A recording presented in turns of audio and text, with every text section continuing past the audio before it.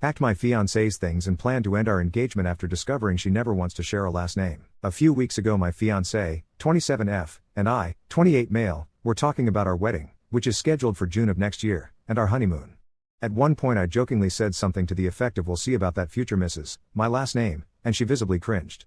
She told me she isn't going to be Mrs., my last name, and I said okay, then I'll be Mr., her last name, because I don't really care if she takes my name or I take hers. I just want to share one. She said no, I'm keeping my name and you can keep yours. I asked who our future kids would be named after. She said her because she's the mother. So I'd be the odd one out. Edit to add, I should have clarified this, but she's also opposed to hyphenating. She's adamant we should each keep our own last names and any future kids will only have hers. For context, I grew up in foster care after both my parents died. I didn't have any other biological family, so I was bounced around from home to home from the ages of 5 to 18, when I aged out. I never felt welcome in any of those foster homes and never felt like I had a real family. I always swore I'd have a real family one day though. So naturally I want to share a last name with my wife and our kids. I truly don't care what name. Mine, hers, a new one we both choose, it doesn't matter to me. I just want a real family that I feel connected to. We've been dating for 3 years and engaged for almost 5 months, and this is the first time she's said she doesn't want to share a name. Previously she never said anything when I called her the future Mrs., my last name, so either this is new or she's been holding it in. I've tried to talk to her about why she doesn't want either of us to change our last name, but she doesn't want to discuss it further and I'm at a loss as to what to do. Would it be an overreaction to break up over this since she won't talk to me about her reasons? She's acting like everything is normal, so I don't know what to think. Edit, this post got a lot more comments than I expected. Thank you to all who replied or sent PMs, except those who called me a misogynist for even suggesting she change her name. I've decided to try to have one more serious conversation with her about my feelings on the subject. I've packed a box with all the things she's left in my house, so if it doesn't go well, I'll return her belongings and end things. We're meeting at a park and I have a good friend who is going to stay nearby but unseen, just in case things go south. If for no other reason than to have a witness that I tried everything I could to talk things out. Update 1. We met up at a park today. I asked her late last night if she could meet me to talk about something, and she immediately agreed because it seems she thought it was about the wedding. My friend was with me, but waited in my car so he wouldn't be spotted. But I did decide to turn on the voice recorder on my phone because in the past she's manipulated her telling of certain situations to make it seem like she's blameless. I overlooked it before, because I thought she was just used to getting her way. Now I realized it was a mistake on my part, so I got there early and walked around for a few minutes before meeting up with her in a picnic area. I asked her to sit down with me because I needed to ask her some very important questions about our future. I told her I needed answers and I needed her to give me enough respect as a human to not walk away when I'm trying to talk. I started by explaining again how I've never felt like I was part of a real family, not since I lost my parents anyway, and how important it is to me that I feel that connection to my wife and kids. It may seem like a small thing to most, but to me it's huge. I've lived most of my life feeling like I'm completely alone. She told me she knows how hard my life has been and now I have her, so I'm not alone anymore. Then I asked her if she could please explain to me exactly why she is so vehemently against us having the same last name, if she acknowledges that she knows how important it is to me that I share a name with my wife and kids so I feel like I'm in a real family and not an outsider. I reminded her that I don't expect her to take my name, and I'm more than willing to take hers, hyphenate, or come up with something completely different. I just want to share a name with my wife and kids so we're all one family unit. Her response to that was surprising. She rolled her eyes and told me it's so cringy when people have the same last name after they get married. That was her sole reason for us not sharing a name. I asked her to elaborate on that. She went into a whole rant about how she thinks it's cheesy when she meets a couple and they introduce themselves as the S and that it makes her want to throw up when she hears it, and so many other ways it makes her angry. When I brought up the fact that her parents have the same last name because they're married, she said that's different and I wouldn't understand because of being an orphan, which really threw me. Long story short, I let her know that I need some time to myself to really think things over and decide how I want to move forward. I asked her to give me time and I would let her know when I'm ready to talk. She didn't like hearing that, but I told her I needed to leave. So now I'm at home, thinking about everything and wondering how to move on. I know the relationship is over, but I haven't made the breakup official yet. It's going to hurt for a long time, but I know what I need to do for my own mental health. I can compromise on some things, but I can't be with someone who won't also compromise. Her belongings are still packed up and my friend has offered to drop them off once I end things with her. Luckily I live in a gated condo community, so once I take her name off the approved visitors list she won't be able to come to my house. I know she won't react well when I tell her we're over. That's all. I'm going to take some time for myself and try to get over everything. Ending an engagement is tough and I don't wish this heartbreak on anyone. Update 2. I went to work on Monday and my boss could tell I was depressed, so she asked me what was going on. I explained everything I had on my mind and the conversation I had to have over the weekend. She asked me if I wanted a distraction from everything and offered to have me accompany her and her husband, co-owners of the company I work for, on a short trip to meet with some potential clients. I would be working on the project anyway, so she thought it might be good to have me in the meetings, especially if I needed to get out of town. So early Tuesday morning the three of us left for the meetings. We were busy all afternoon and part of the evening, so I wasn't checking my personal cell. At 10 p.m. I saw that I had a lot of missed calls and texts from my fiancée. By a lot I mean over 50 texts and 19 missed calls since that morning. It seems she went to my condo, and when security wouldn't let her in, since I took her off my list of approved visitors, she flipped out. So she started calling and texting me. Then she started trying to contact our mutual friends and her family, none of whom knew where I was either. Her last-ditch effort to get me to answer her was to threaten to call the police and say she hadn't seen me in days and was worried I was suicidal. And when I didn't answer right away, she went through with that plan. The police were allowed to enter the condo community, and when I didn't answer my door they couldn't do anything else and left. This didn't please my fiancée and she kept calling and texting. When I saw the calls and messages, I sent one text in reply that only said I'm on a work trip until Thursday. Please respect my need for time to think about everything. We will talk when I get home. Then I ignored everything from her for the rest of the week while I was away. Fast forward to Thursday evening, we land back in the city and I drove home, wanting to go to bed and sleep in the next day since I was given the day off. I guess she was lurking nearby because I was told later she tried to follow me into the gate but was stopped by security since she never scanned a parking pass. That's when she started blowing up my phone again. I texted back one more time to tell her to give me space and we would talk later, then showered and went to sleep. By Friday morning I had 73 more texts and 32 missed calls. At that point I knew I had to just end things with her sooner rather than later so I could get some peace. Long story made short, as of yesterday afternoon, I've ended the engagement. I took the same friend who was nearby last weekend, so I'd have a witness in case she did anything. She refuses to give the ring back because she thinks I'll come to my senses soon and she'll keep it until then. I don't even care. She can have it. Her friends and family started calling me within 15 minutes of me ending things. I've blocked them all since they're being nasty to me and blaming me for it all. Judging by what they're saying, it seems like she made up a story about me having a mental health crisis and wanting to be alone. Again, I don't even care. My good friends were told what happened when my friend sent out a text with a brief explanation. I hope she leaves me alone so I can heal from everything over time. I'm just so emotionally exhausted. Update 3. So, after I ended the engagement, I thought for a minute maybe that was it. Things would quiet down. But of course, I underestimated. That weekend, I got a certified letter delivered to my condo complex office. From her. I still don't know if she paid a lawyer for this or just used one of those online templates, but the gist was that she was formally demanding the return of items from my place that had sentimental and material value, her exact words. Which made me laugh, since I literally still had her stuff all carefully packed, untouched since the start of all this. I sent a short, polite email back confirming a date and time when my friend could drop it off. She replied, immediately, with a huge list of ridiculous additional requests. She wanted my apology for public humiliation, she wanted an explanation for her closure, and she even wanted a written commitment that neither I nor any of my friends would malign her reputation to anyone in our friend group, her family, or at our workplaces. The last part is what really got me. Apparently, she'd already started a rumor mill at her job, which is in an overlapping industry to mine, that I'd had some sort of mental breakdown. Several mutual coworkers reached out asking if I was okay, and if the rumors about me checking into a facility were true. It didn't take much detective work to figure out the story originated from her.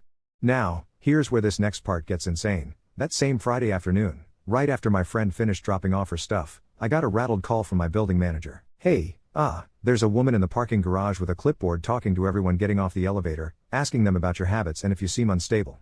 I think it's your ex? She was apparently going door to door, clipboard in hand, telling anyone who'd answer their door that she was conducting a wellness check regarding a danger to the community. Several of my neighbors had zero clue who she was and were understandably freaked out. Security removed her, but by then the gossip in my complex was running rampant. It didn't stop there. Over the next 3 days, my phone and email blew up with everything from fake appointment reminders, all scheduled by her under my name at various local clinics, thanks, spam calls, to a truly wild DM from a complete stranger on Instagram.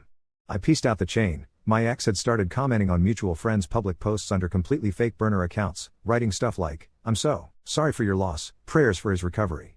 One friend, thinking I'd been seriously injured or hospitalized, called my mom's old foster home, which I hadn't lived at in a decade, trying to check on me. Word spread so fast that by Sunday, 3 of my former foster parents had messaged me to let me know I was loved. That's when I realized, with mounting horror, how much havoc she was really willing, and able, to cause. For a single, frankly dumb, disagreement about a last name, my whole life was being upended in almost cinematic fashion. Well, I called my boss, explained the escalating situation, and she let me know that a concerned party, my ex, had called the main office impersonating me and tried to get my direct deposit transferred to her account, saying I was in long-term care. HR flagged it, and luckily nothing went through, But that was the final straw. I called a lawyer and started a paper trail. My lawyer advised a cease and desist, suggested I lock down all accounts, and told me to consider filing for a restraining order if this hit one more off the rails milestone, because the pattern had shifted from breakup drama to actual harassment. Mostly, though, it was the emotional part that blindsided me. People kept calling to check in, convinced I was deeply unstable. Several lifelong friends, taking their cues from my ex, started treating me with kid gloves. One even showed up with a lasagna and a pile of pamphlets from a grief counselor. By Thursday, I started experiencing the first real, unfiltered anger of the whole ordeal. Not at her, not really, I'd already written her off in my mind, but at how quickly and powerfully one person could shape a whole narrative about my life. How much easier it was for everyone to believe something was wrong with me rather than that sometimes people just break up for perfectly rational reasons. I wrote out a simple 2-line post, shared it on my social pages, and put it in a group chat with all my mutual friends. Thanks everyone for your concern. I promise, I'm okay. My ex and I broke off our engagement last week. The rest is just drama. No mental breakdown, no hospital, no danger to the community. Appreciate the support, but please respect my privacy and don't believe rumors. And that, believe it or not, actually started to work. The real friends knew me well enough, the shallow ones dropped off. My boss gave me clearance to work remotely for a week, which was a gift. My lawyer delivered the cease and desist. The security staff at my complex now know both of us by face and name and keep a close watch. The cherry on top, and what makes this truly surreal, is that, as of this morning, I've received a formal letter of apology from my building's HOA, for the distress caused by a non-resident pretending to conduct safety checks. They're reviewing protocols and scheduled a special security meeting for next week. I'm considering whether or not to actually show up and tell the story in person.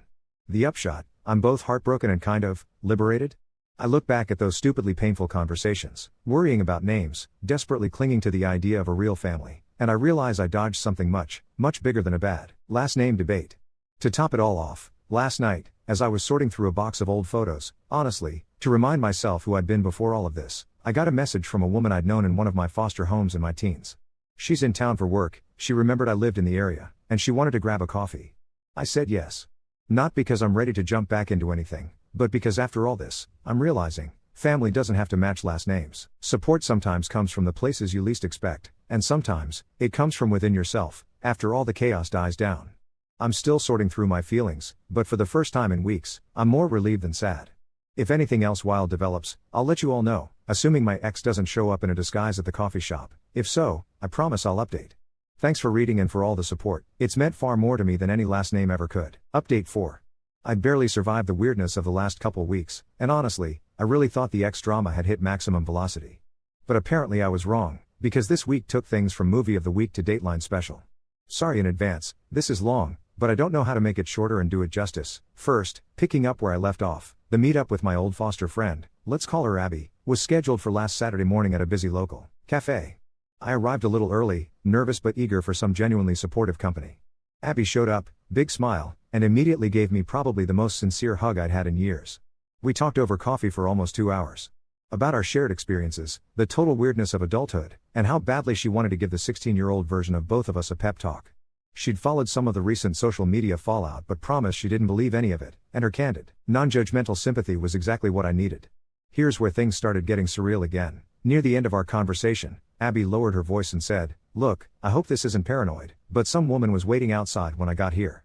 She asked if I was meeting you and tried to follow me in." I felt my stomach drop. Abby described her, and, yeah, it matched my ex exactly. Apparently my ex had staked out the coffee shop, wearing sunglasses, trying to play it off like she was just making small talk. When Abby ducked inside, my ex hung around outside for a bit and then took off. I checked my phone. 3 texts from an unknown number. "Hope you're doing well. Saw you out today, you look happy." No way to prove it, but the timing was eerie. That same day, my building's security called me again. My ex had come by with a clipboard, again, this time asking to review security footage because there was an incident in the garage involving her property. According to the guard, she claimed she'd lost a meaningful item in my parking spot. Spoiler alert, there was nothing there. Security refused. She apparently threatened to file a police report and left. The next day, things kicked up a notch. My remote work setup at home was interrupted around noon by a sudden barrage of notifications. Someone had tried to hack into my email, my cloud storage, and my work Slack. I got a cascade of password reset requests. IT flagged the login attempts as coming from a location across the city, and, by total chance, a friend happened to spot my ex's car near that area. She drives a super distinctive, bright yellow Honda. Coincidence? I doubt it. That evening, I attended the special HOA security meeting. There were maybe a dozen residents there, plus 2 security supervisors and a rep from the company.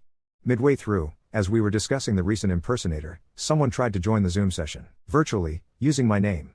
Tech support cut the feed. My building manager later confirmed it was someone using a spoofed IP and my photo from social media. I was half expecting my ex to show up in person, but thankfully that didn't happen. Here's where it truly went off the rails. On Tuesday, a certified letter arrived. Yes, another one. I feel like I'm living in a legal drama.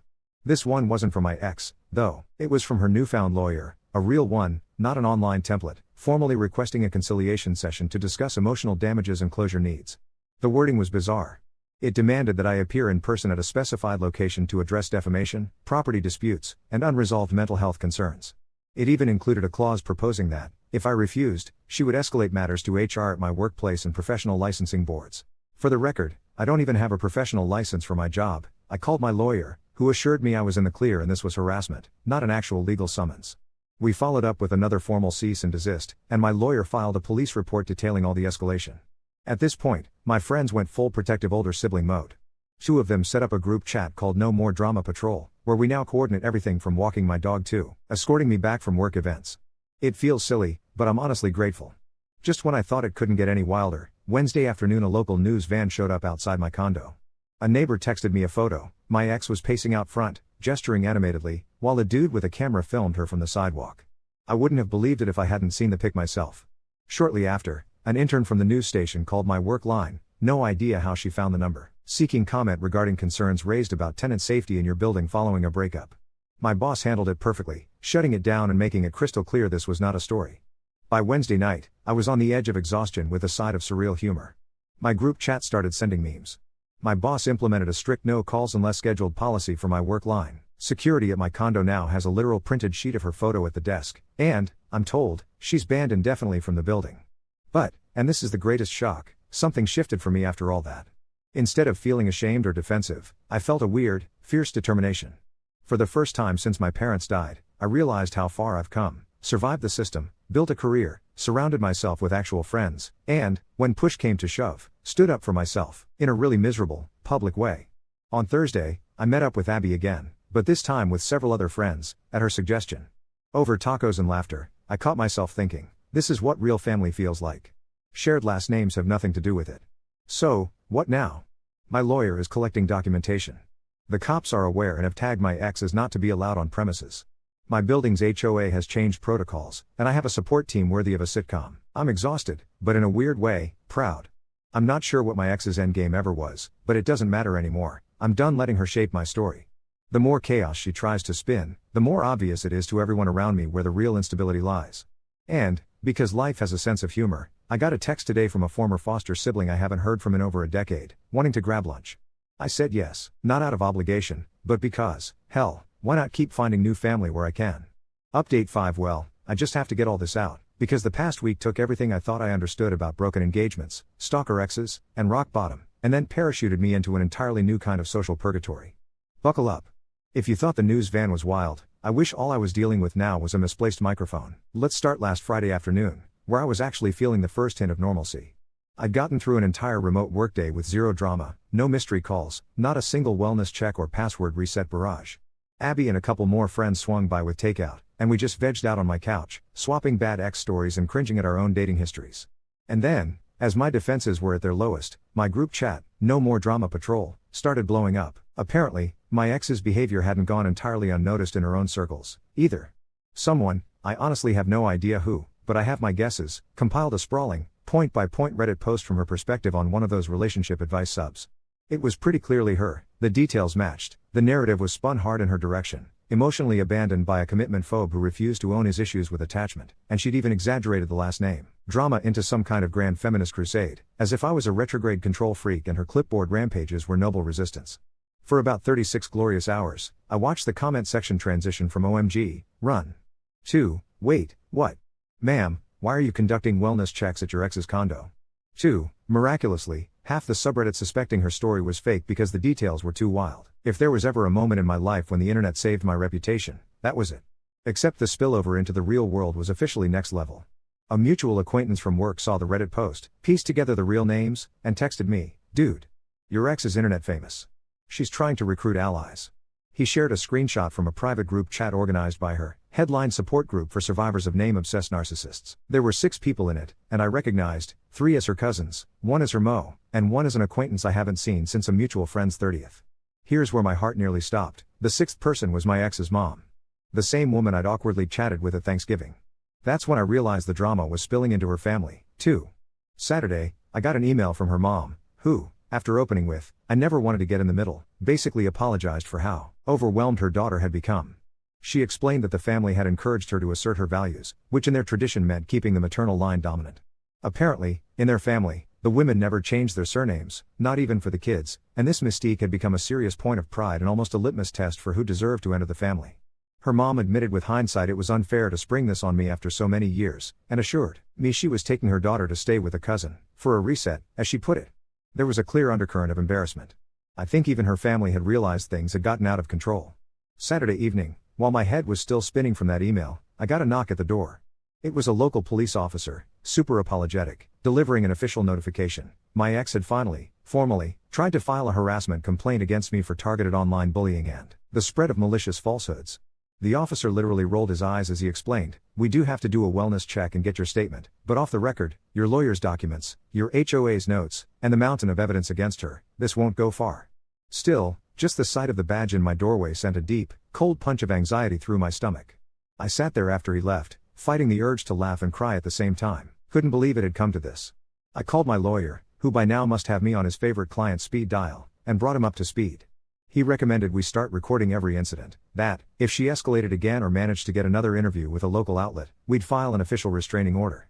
It's not all doom and drama, though. That night, Abby texted, "Taco emergency? Star Wars. Bring your dog." I grabbed my rescue mutt, microwave taquitos, Abby's only real cooking specialty, and spent the night immersed in cheap movies and laughter that didn't have a single drop of drama. I'd almost forgotten what actual normal felt like. Sunday morning, a mutual friend, let's call him Dave, called with unexpectedly good news. Her workplace, having gotten wind of all the anonymous tips and wellness concerns, had started inquiring into conflict of interest and improper conduct regarding client data. She was now under internal review for accessing contact info, which explained how she kept finding new ways to reach me and my friends. All signs suggest she's about to be let go. I'd almost say I feel bad, but, honestly, I just feel tired. It's amazing how quickly a storm can burn out. Over the next few days, for the first time in over a month, the digital noise faded. Social media had gotten bored and moved on. The news van never returned. My ex appears to be lying low at her cousin's place, if rumors are to be believed. In the vacuum left behind, a genuine realization set in. Nothing, not breakups, not last names, not even violent cop drama and Reddit infamy, can stop life from quietly rebuilding itself. My old foster friend network keeps growing. Abby and I are planning a road trip next month to visit another former foster sibling in the next state over. My boss, now very aware of my personal resilience, handed me my first big solo project. My dog seems to sense the anxiety has passed, and just sprawls out on my feet every evening. I keep looking at my own last name and laughing at the irony. Family, it turns out, isn't a collection of matching names at all. It's the people still there after the storm, the ones who haul you off the couch for Star Wars, or guard your peace with a taco and a group chat meme war.